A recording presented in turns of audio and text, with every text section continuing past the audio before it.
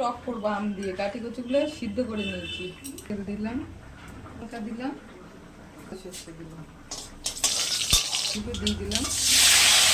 তারপরে আম আর কাঁচা লঙ্কাটা দিয়ে দিলাম, লবণ দিলাম, হলুদ দিলাম, অল্প একটু চিনি দিলাম, লঙ্কাগুলো দিয়ে দিলাম, কাঁচা লঙ্কা দিলাম।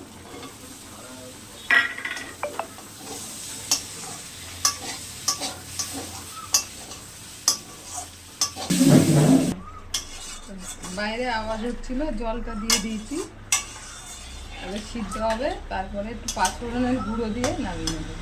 আর একটু জল লাগবে, একটু ঝোল ঝোল হবে তো। রাখা ছিল, দিয়ে দিলাম।